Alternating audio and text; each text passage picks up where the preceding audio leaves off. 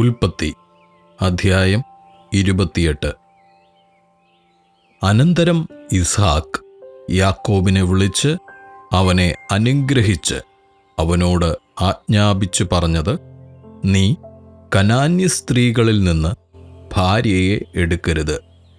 പുറപ്പെട്ട് പദ്ദൻ അരാമിൽ നിന്റെ അമ്മയുടെ അപ്പനായ ബെഥൂവേലിൻ്റെ വീട്ടിൽ ചെന്ന് നിന്റെ അമ്മയുടെ സഹോദരനായ ലാബാന്റെ പുത്രിമാരിൽ നിന്ന് നിനക്ക് ഒരു ഭാര്യയെ എടുക്കുക.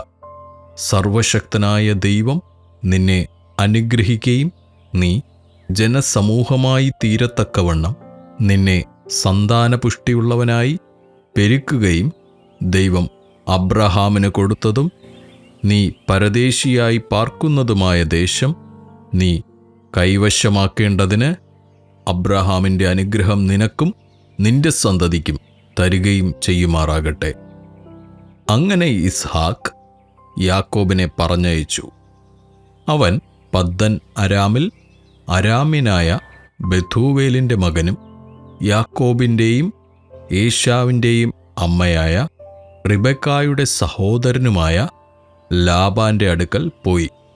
ഇസ്ഹാക്ക് യാക്കോബിനെ അനുഗ്രഹിച്ച് പദ്ദനരാമിൽ നിന്ന് ഒരു ഭാര്യയെ എടുപ്പാൻ അവനെ അവിടേക്ക് അയച്ചതും അവനെ അനുഗ്രഹിക്കുമ്പോൾ നീ കനാന്യ സ്ത്രീകളിൽ നിന്ന് ഭാര്യയെ എടുക്കരുതെന്ന് അവനോട് കൽപ്പിച്ചതും യാക്കോബ് അപ്പനെയും അമ്മയെയും അനുസരിച്ച് പദ്ദനരാമിലേക്ക് പോയതും ഏശാവ് അറിഞ്ഞപ്പോൾ കനാന്യ സ്ത്രീകൾ തൻ്റെ അപ്പനായ ഇസ്ഹാക്കിന് ഇഷ്ടമുള്ളവരല്ല എന്ന് കണ്ട് ഏശാവ് ഇശ്മായേലിൻ്റെ അടുക്കൽ ചെന്ന് തനിക്കുള്ള ഭാര്യമാരെ കൂടാതെ അബ്രഹാമിൻ്റെ മകനായ ഇശ്മായേലിൻ്റെ മകളും നെബായോത്തിൻ്റെ സഹോദരിയുമായ മഹലത്തിനെയും വിവാഹം കഴിച്ചു.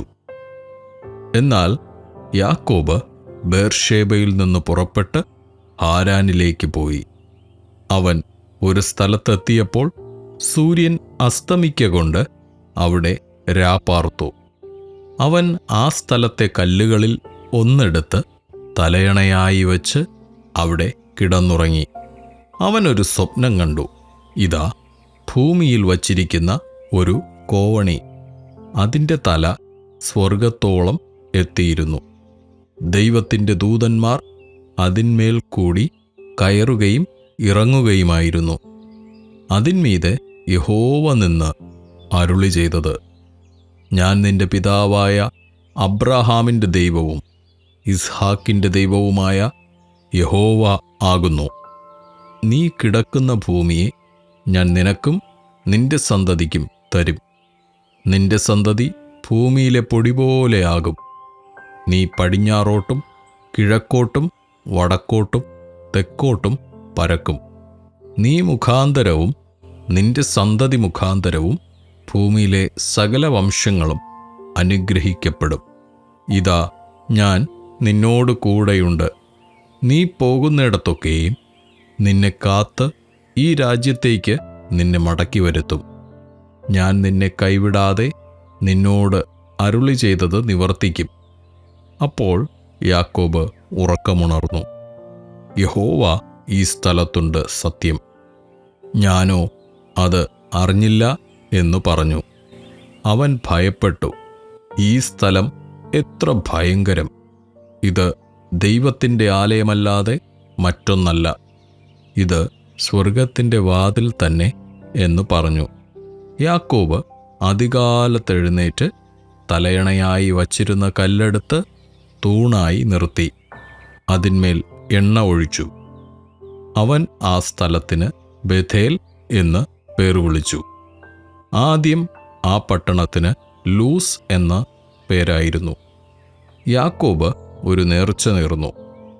ദൈവം എന്നോട് കൂടെ ഇരിക്കുകയും ഞാൻ പോകുന്ന ഈ യാത്രയിൽ എന്നെ കാക്കുകയും ഭക്ഷിപ്പാൻ ആഹാരവും ധരിപ്പാൻ വസ്ത്രവും എനിക്ക് തരികയും എന്നെ എൻ്റെ അപ്പൻ്റെ വീട്ടിലേക്ക് സൗഖ്യത്തോടെ മടക്കി വരുത്തുകയും ചെയ്യുമെങ്കിൽ യഹോവ എനിക്ക് ദൈവമായിരിക്കും.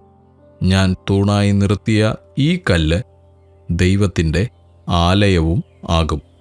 നീ എനിക്ക് തരുന്ന സകലത്തിലും ഞാൻ നിനക്ക് ദശാംശം തരും എന്ന് പറഞ്ഞു.